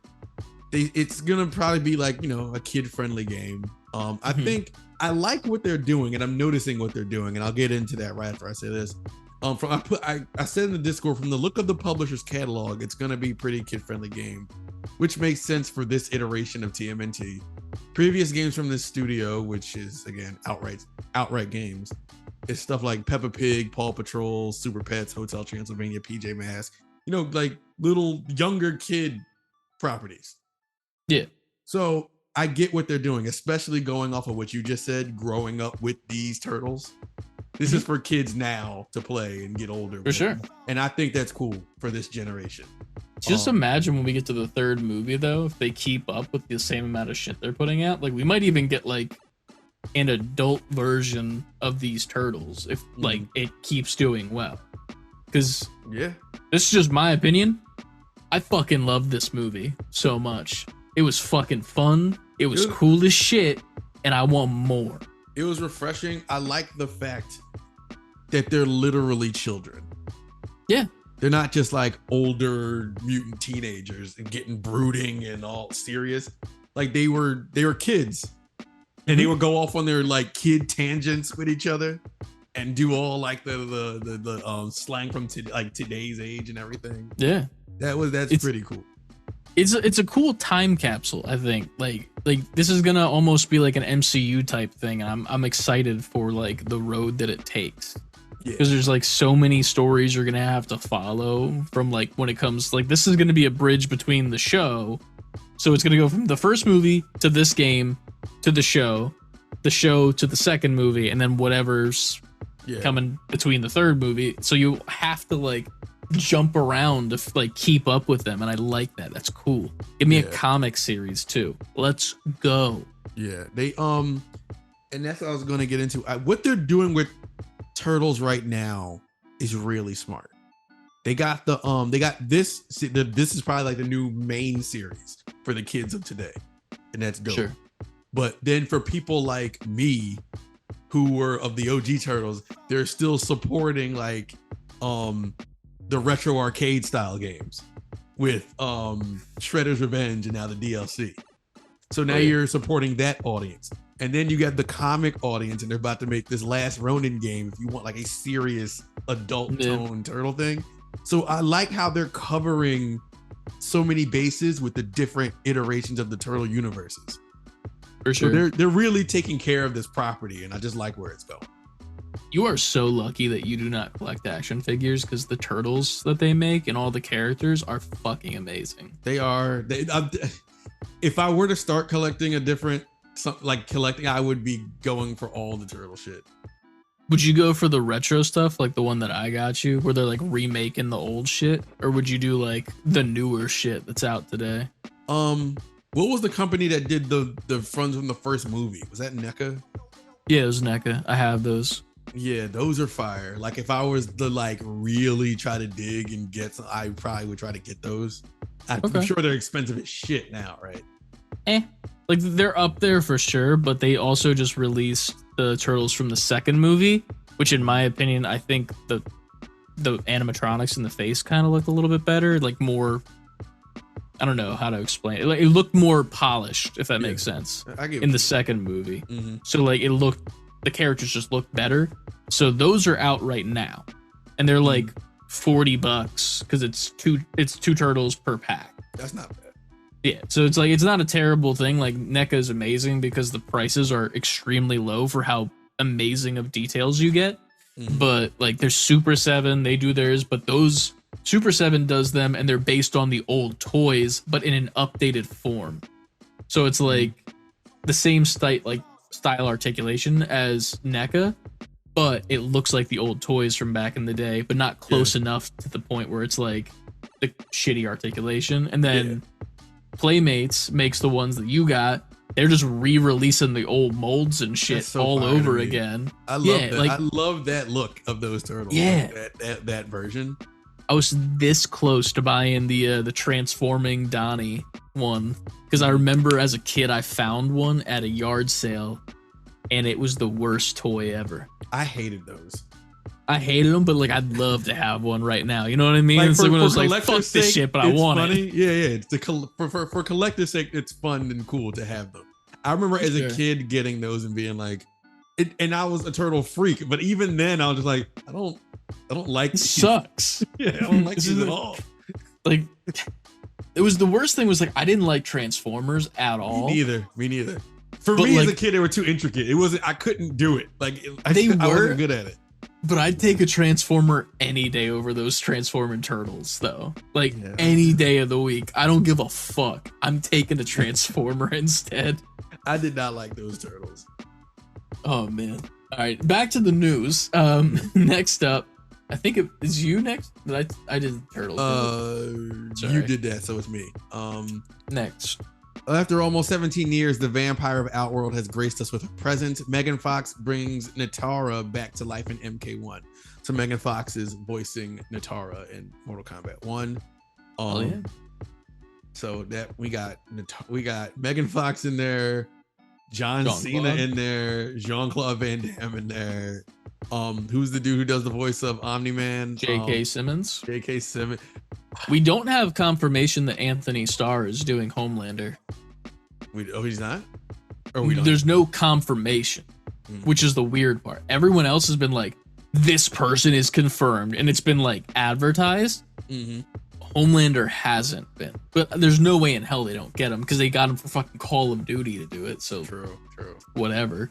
But Mortal Kombat, I am gonna get that game. Listen, I'll fucking come over day one, man. We're fucking throwing down. I'm gonna be fucking Ryu. Okay, I hope they reveal him in Mortal Kombat soon. I'm gonna be my favorite character. What's his name with the leopard head? He's a wrestler. King. Yeah, you know why he was my favorite? Because he's a wrestler. That and he had a leopard head. Here's his name. Oh yeah, Kingsley, of course. Bada bing, bada boom. Don't do it. My new Nerf gun that I got, it's way too realistic and needs to be hidden. I got that orange tip. You can tell it's a toy. Oh man, it's a bit much though. Next up in the news, Eurogamer. The Switch 2 developer presentations took place at Gamescom behind closed doors with a tech demo of Zelda Breath of the Wild hitting beefier target specs. Doesn't confirm a re-release of the game though.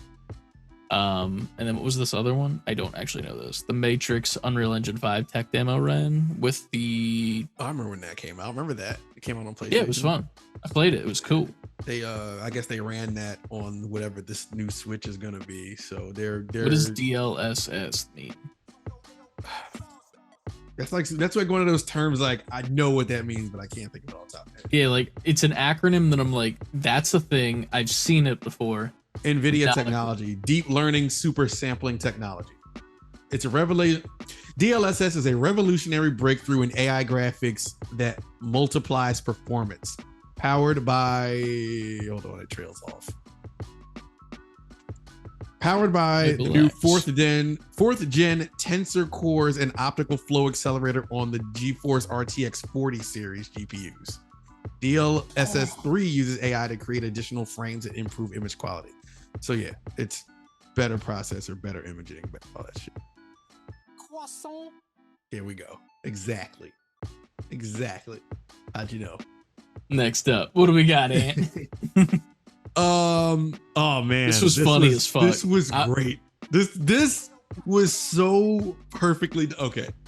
E3 posted. Well, they didn't post it, but it was reported.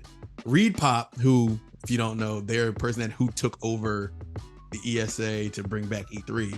Reed Pop and the ESA part ways over E3.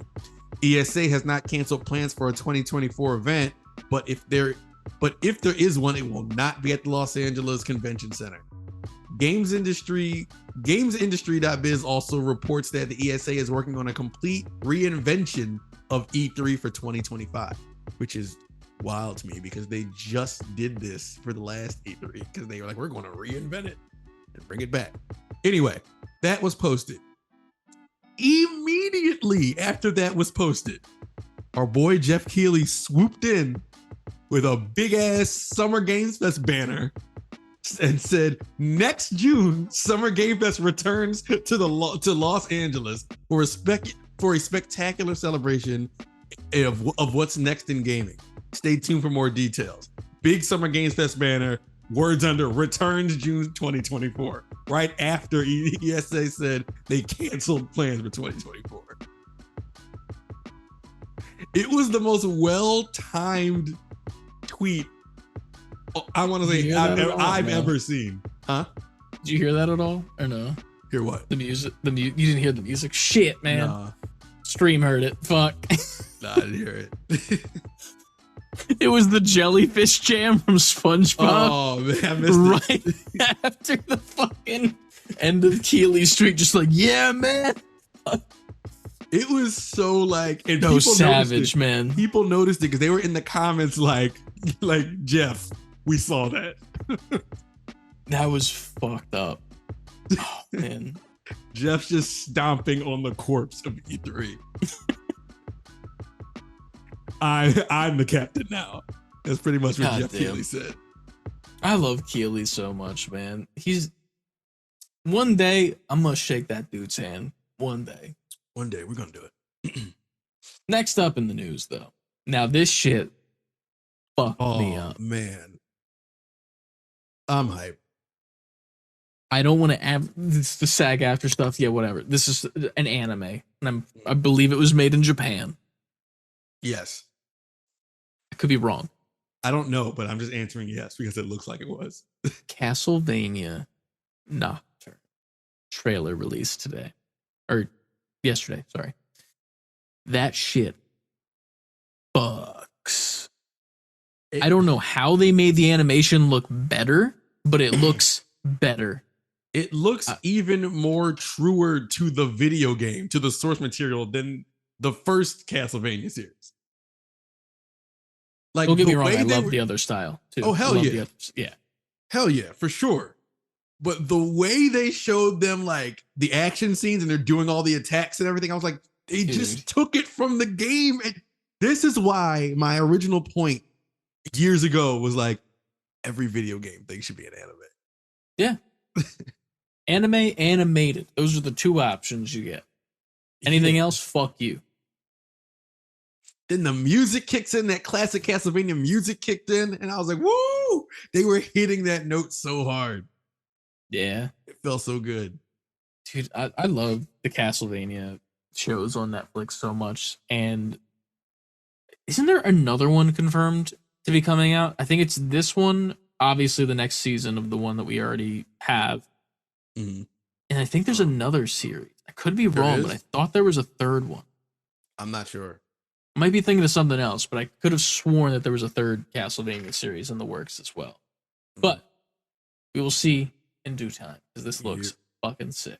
It does. What's next? The Gargoyles remastered trailer was announced. It's like the original like Genesis Super Nintendo game remastered. Hell yeah. And that is coming October 19th on PS4, Xbox One. I forgot for a second. I was like, what? Oh, those are the old systems. PS4, Xbox One, Switch, Steam, and GOG. So if anyone's interested in that, those will be coming, or that will be coming. Also, if you're interested in that, you can go down to the weekly pickups channel in the Discord, and you can see there is a limited runs games version coming out that comes with an exclusive NECA figure that is cell shaded and a bunch of other cool shit. Dope, if you are genuinely interested into it. I think Robbie was more than anyone else. So, Robbie, please make sure that you see that and buy that and then tell me how it is, because it looked cool. Next, what the fuck is this? I didn't even click this. I not that I was like, I had some kind of aversion to it. I just wasn't a Spy Kids guy. I'm a Spy Kids. And I know you were a Spy Kids person, though I was going to defer to you on this. Secondary question: were you a Codename Kids Next Door kid? Not really. Like I've watched that show, but I wasn't like, I didn't keep up with that show. Oh, I've seen it. I love that one so much. I'm not gonna watch this. I'm not gonna soil the Spy Kids 1, 2, 3 trilogy, because this looks. I'm just looking through it right now. Is that Junie? I have to open it now. Fuck. I'm like, who are these supposed? Again, I didn't watch it, so I like none of this is hitting me because I'm like, I don't have that. That's much Zachary of a Levi. I thought that was fucking from the dude. Why is it Zachary Levi, man? Man, this is I hate this CGI. The old ones were like this too, but like this is just bad, man. Oh wait, I know that guy. The dad, I think is that the dad? Zachary Levi. It's just and I know the chick too. What is she from? Ugly Betty. Yeah. That's all I remember her from, but I know she's great. She had another show, but I can't think of the name of the other show. I just can't believe they got Zachary Levi instead of the literal actor that married Meghan Trainor that played the original boy Spy Kid. Like, why wouldn't you bring him back? You know? Junie Cortez. I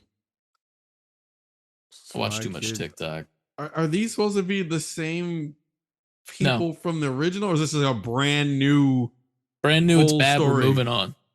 All right. I'm not even talking about it. I didn't know if it was connected to the old stuff. It ain't, in my mind. If it is, it's not. Even if it is, it ain't. If it is, it ain't. That's the way it is.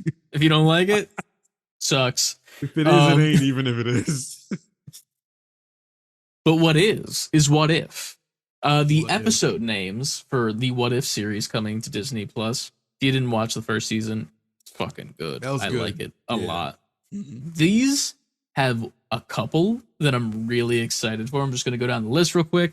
Then we're going to pretty much be done, actually. So first one, what if Gamora killed Thanos?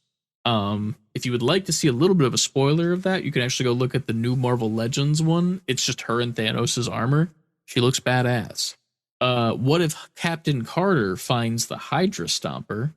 It's a continuation from the first season. What if the Tesseract landed in Howduna Sonos? I was about to say, please say that because I can't. Howdun Haudenosaunee Confederacy. Okay. I know that word. Before the colonization of America. Introduction to new hero Kahor. Oh, so I think it's a what's it called? It's like a Native American tribe. I just can't fucking say it. I'm stupid. Yeah. What if Hank Pym and Janet Van Dyne fought in the Red Guardian during the 1980s? I don't know because I don't know who that is. Who's the Red Guardian? Fought the Red Guardian. Google is that the dude from fucking Stranger Things that was in the Black Widow movie?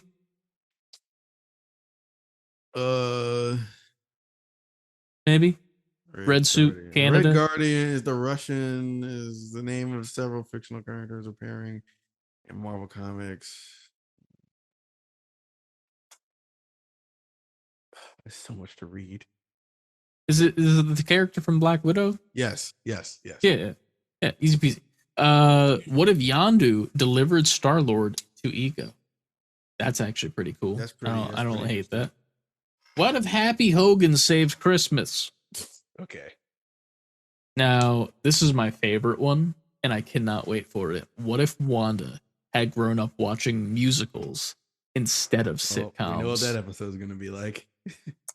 It's gonna be sick. Anyway, what if Odin and Hela faced Wenwu? I think Wenwu is the dragon from Shang-Chi. Oh, okay. Yeah, I think makes sense. And then what if the Avengers had fought Surtur, the dude with the sword in Ragnarok that destroyed the helmet that became the guy? Oh, yeah. Okay. Fire. Yeah. Fire. That guy. So, yeah, that's the episodes that are coming. Keep an eye out for What If Season 2 because I think it's some of the better shit that Marvel does. Yeah. Yeah, I think that's the only thing other than this last story, which I didn't look up any further information on, so I don't know if we want to cover it. Like, we could, like, leave this as, like, we're going to look into it and then come back next week situation. I mean, I don't think there's more to it than this. I know, but like I feel like there's got to be more details than this because this is like very vague. What it is, Only Up has been removed from Steam by its creator due to quote unquote stress. I want to put the game behind me. Like, what happened to cause the stress? Like the game's already out, so like that's why I'm confused. I didn't look into it. I didn't look into it either. We'll do that next week though. All right. Back to regular Cam. That was an episode and a half. Not really, though. I think we had 2 questions we didn't answer. 2 questions? Yeah. In the Discord? Really? Yeah. Shit. We can do those. You want to do those? Yeah, let's do them. Since we didn't do a pod last or 3 questions, because I don't remember us answering this first one from July 12th. We just haven't been checking the question one. No, we did that one. We did the July 12th one. We did. Yeah. Okay, so that's 2. First one, yeah. Start with CLD's question from the 23rd. Is there a game series you started not starting with the first game and you never went back? My answer is Kingdom Hearts. I started with 2, was hyper confused for about 2 hours of where the Disney characters were because it was a completely different situation in 2. He plays Roxas for the first 2 hours and he's cool as shit. He gets the saltwater fucking lollipop icy thing. It's cool as shit. But I went to play 1 after I played 2 and I hated it. Because it sucks. The controls are shitty and bad. And then 2, they made them better. So that's why I didn't go back to it. I played the remasters of Kingdom Hearts, so I never played the originals. I don't know if that counts. I played them in order, or tried to anyway. I was not a fan, but again, I've covered that. I think I just played them after the hype was over and we had moved on technologically, graphically, gameplay, everything in gaming. So for me, it just felt so primitive that I was like, well, I missed the train. I can't. We get it, Ant. You really fucking hate Goofy. I didn't want to go there.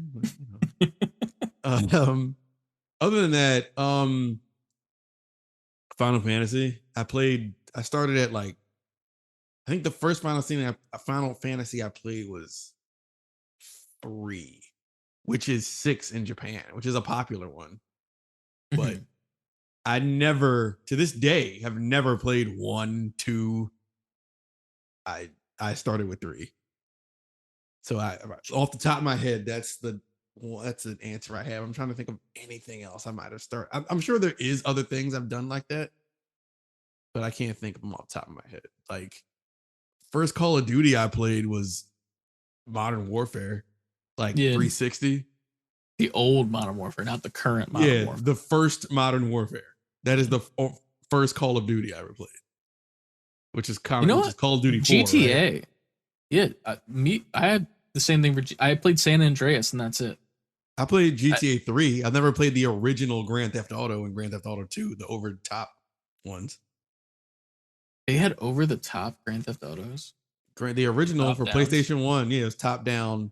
And it's GTA 1, which is in Liberty City, like 3 is, and GTA 2, which took place in London. Was it like, wait, what was the story, like the voice acting, the story of the second one then? Like, were they all like, British mate? Like, oi. I never played it. Shit. But it wasn't fleshed out like 3 is, because it's PS1 graphics. It's PS1 graphics, so it's not like full-blown third person walking around, getting in and out of car. Like, you're just a sprite. You're driving top down, you can get out of your car, murder people, get back in your car. There might have been like voice lines in it, but it wasn't like full-fledged on like story GTA 3 type shit. All right.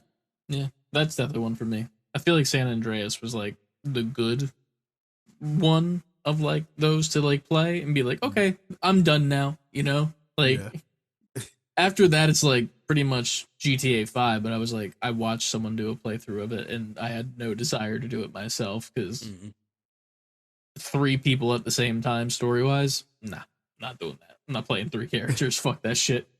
The first 5 was so fun though. The first Castlevania I played was the worst one of all the classic ones, which is 2. And I thought that's what it was. It was like, because 2 was like a side-scrolling RPG. It wasn't even like side-scrolling action game like the original Castlevania formula is. It was like this weird RPG, this convoluted. They don't give you enough information. It's a bad game. Okay. And my cousin had it, and that's how I played it. And then eventually I ended up playing like the first one somehow. And I was like, this is way more fun. Like, why the hell they do that with the second one? And it was that classic side-scrolling formula. You're just whipping zombies and vampires and bats and shit and making your way to the end of the stage. That second one was just dog shit. That shit was garbage.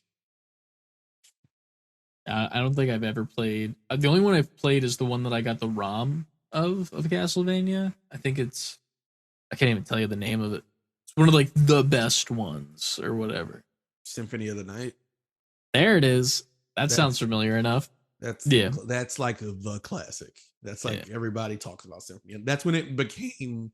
That's when it became like that game invented the term Metroidvania. Really? It's the Metroidvania. I definitely had a lot of issues with it. Like, I didn't know what to do, if that makes sense. Like it's very explore and figure it out as you go, but I'm like, I don't even know what the objective is in the first place, like to even go and look for. Like, I don't know what I'm looking for, and if I see it, I probably won't, knowing me. It needs a fucking giant blue logo on it like Starfield. Bethesda, there you go. I played Starfield, never played Skyrim or Fallout. Fallout 3 can go fuck itself. Skyrim, I wanted to like, but I didn't. I don't know why. No, I love Baldur's Gate somehow. Look at you. What we go to the next question? I was satisfied. What game were you so excited for that turned out to be a dud? We got some answers in the chat while you think. Battlefield 2042 was deflating. Also, it I was was. not expecting the Bouncer reference because CLD posted a reference to a game called The Bouncer, I guess. Yes, that game was the Bouncer. It was a Square's version of a side-scrolling beat 'em up that had minor RPG elements to it. Yeah, I also got that game, and it was Bad. it didn't live up to the hype. It was one of those games where Goddamn. it was just like, it was like, I'm playing this because I have it. But That's a good question too. Like games that you just played just because you had them. oh, I got a couple of We those. could do that. We'll do that next episode or a Patreon pod. Yeah, I'll have to like think about them and write them down. Who else we got? Jabraff also, that was Pitbaxter that said Battlefield 2042, by the way. Jabraff said Maquette, kind of cool puzzle game that did not live up to its potential and also had really annoying romance subplot thrown in for no reason. B. The letter B. B might be a typo. It might be. I might have told this story. I was a kid and my dad took me to the store to get a game. I forgot why. Maybe it was my birthday. Oh, I remember what it is. Huh? You remember? I remember the story. Keep telling it. I'm gonna see if I can guess the game before it ends. It was 2 games. Well, it was one game I was going for. I'm getting this game. But then I got there and saw a different game. The game I went for was Kirby's Adventure on NES. And I was so hyped to get Kirby's Adventure on NES, which was a really good game in retrospect that I never owned because I made the wrong choice that day. Do you know it? I don't, but I know that it's one of those games that you said it looked cool as shit, but then it sucked. It was terrible. I looked over and I see a game called Mario is Missing. Was that the game? I knew it, dude. Fuck. And you play as Luigi. So I'm just like, and this is in the hype of like Mario is fucking it. Shit. It's me. Yeah, it's from the era that made me the Mario fan that I still am now because like Mario was like, you have to get the Mario game. He's the hell yeah. He is video games. So I saw Mario was missing. I'm like, oh shit, Mario, now you're Luigi and you gotta save Mario. This is gonna be fucking fire. Fuck Kirby's Adventure. Get me Mario is Missing. Mario is Missing is an educational game. I got home. I slapped that into my Super Nintendo, turned it on, and prepared for the worst time of my life. Mario was missing somewhere in the real world, and you have to go to historic landmarks. And in order to beat the stage, you have to answer trivia questions about the landmark wherever you are. I am 7. I know nothing about fucking Denmark or some shit.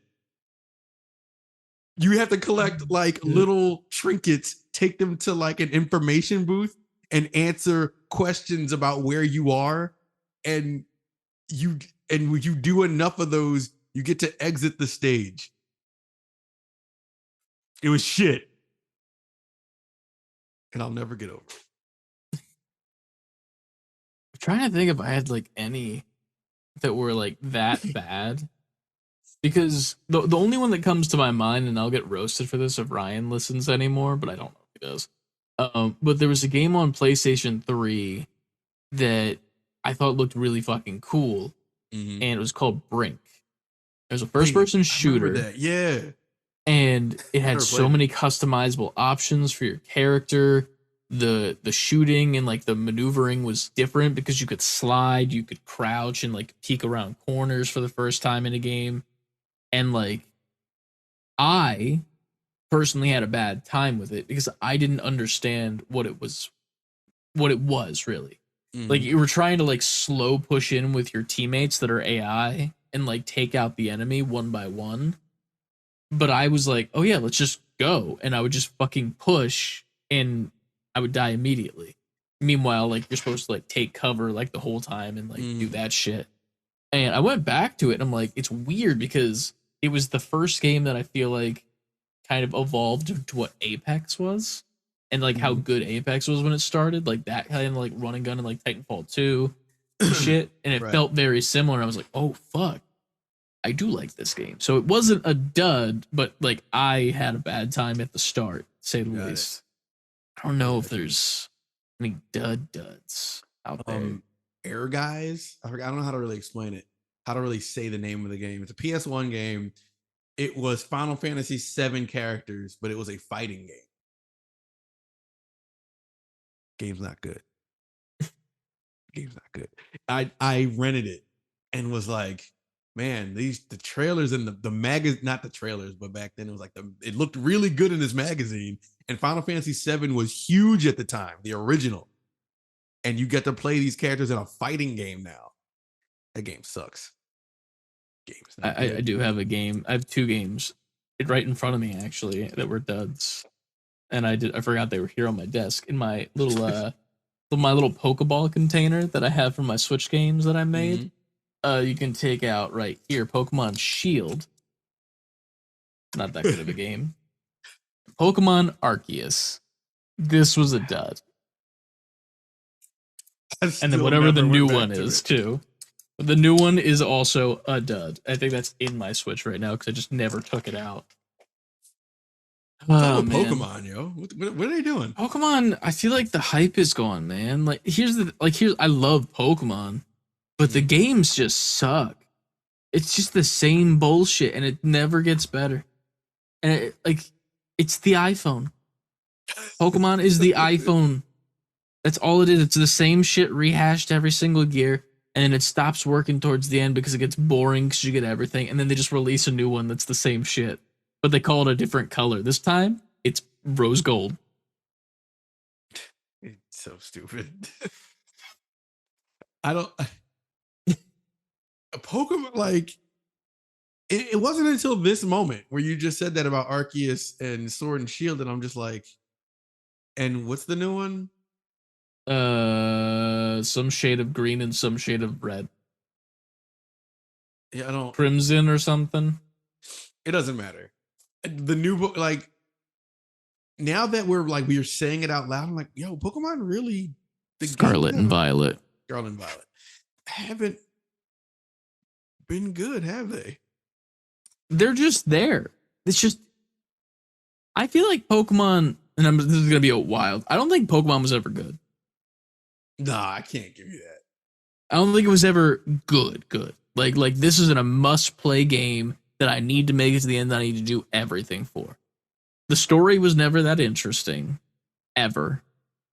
The only thing that was cool was the battles, and 90% of the time it was just a sprite going like that. So it wasn't even visually pleasing. And then once they did get the 3D models, they just made them stand there and do nothing. I feel like Pokemon as a whole never delivered on the promise of what that was in all of our brains as kids. We got Pokemon out the gate on Game Boy or whatever. I'm like, okay, this is cool. But as technology grew, we were like, all right, now's the time to strike. We're going to get that fucking AAA open world, do what you want Pokemon game. And I feel like they just gave us pieces of that. They gave us that, but it was not fully realized versions of that. Yeah, like the iPhone. What? That's what they do. They release parts that are lesser quality and they make it seem like it's so good, but then other phones have already had that technology for years. But Pokemon's like, look at this new. Look how new our Pokemon are. Now they get gems on them. Look how new and shiny it is. Yeah, they did try to make Pokemon chandeliers. Nobody forgot about that. Pokemon. They made them fucking keys. There's a keys set one. This is stupid. They need to. I want a peanut butter and jelly sandwich Pokemon. That's coming. It's gotta. I think they're never gonna do it. I don't even want to say it. Never mind. Like, how come Nintendo won't like just go for it? Like they won't pull the trigger all the way. Granted, they don't need to. They don't need they to. Make That's billions the shitty of dollars. part. It's just like I want the fucking edgy Pokemon guy. I want the fucking almost like not rated teen, a little bit higher than that. It don't gotta be MA. I want the gritty Zelda game. Like I want to slice somebody in Zelda and blood comes out. I want that. They're never going to do that. But still. You're getting it soon. How? When? Pal World. True. You just shoot Pokemon in that game. Yeah, I mean it's guns. It's kind of what you want. Where the fuck is that game? How long have we been looking at trailers for that game? How long have we been looking at sweatshops of bunnies making AK-47s? Where is Pal World? That game. Oh, I want to call this episode "Where is Pal World?" Where the fuck? Hold on, I've got to look this up. Because where the fuck is that game? It's supposed to be like this year, I thought. It's been years. Release. Oh my god. This release on Google for the Steam. On Steam, this says the release is January 2024. Well, but then on the side, it says initial release date 2023. Dude, I cannot wait until Pal World comes out, and that's when we switch off of Starfield into Pal World videos. Fire. Literally fire. And it's going to be fucking amazing. Coming off of Starfield, where you're just stealing shit in space, into literal Pokemon with guns. I like how the third Google question. No, the first in order. The first Google question: can you play Pal World now? Second Google question: is there a release date for Pal World? Third Google question: is Pal World a real game? It's real if you believe it is. The game is never coming. All Where you have the to do fuck is is believe. it? God Oh damn. man. This game has been trailer after trailer for like 3 years. I feel like since we started this show, they've been showing us Pal World. You might not be wrong. What the hell is it? I don't know, man. I don't want to know, but all I do know is that you all can follow us at savebeforequitting, fully spelled out, .com, where you get your merch. I'm so fucking tired that I just did 2 separate socials in the same set. I'm fucking zooted. Yeah, it's late. It's late. Let's try this from the top. Ready? We did have a week off, so I'm a little bit out of practice. You know, I'm not in the zone. But you can follow us at savebeforequitting over on Twitter, Instagram, TikTok, Twitch, and YouTube. Titty Gang merch found on savebeforequitting.com, where you can get all your hoodies, hats, baby clothes. I think I added that as a joke and left it there. So you can get that too. You can also go to our Patreon, patreon.com/savebeforequitting, where we post 2 extra podcasts a month, including where we just played some Baldur's Gate 3 and Ant made some decisions. Yeah, big ones. I was discussing your decision with Shadowheart, the lady that was in the pod. Mm-hmm. I was discussing that with Trevor, and he was like, "How dare!" So listen, you got to go left sometimes. Make shit interesting. It was a choice for sure. Who knows? You don't know where that could lead. But good you things know what? could Maybe happen. that'll be a thing we do on the fucking channel, main channel soon. I don't fucking know.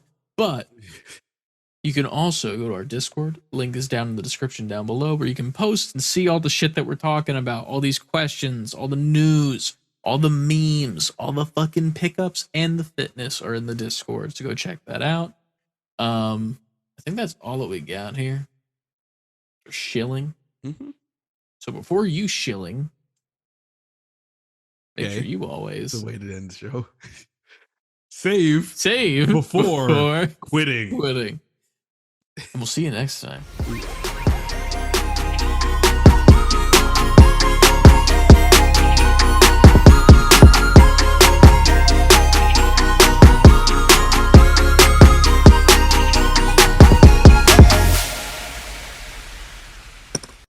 I'm so fucking tired.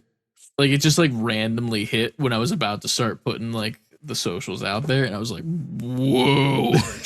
I'm tired. I started off the show tired, and then as the show went on, I kind of livened up a little bit. It's crazy too because I just had a coffee, like, and it's the opposite effect. That's so how you know you're tired. That means you're beyond tired. The coffee just doesn't work. I've been there. Out of doubt, yo. Well, go to sleep, yo.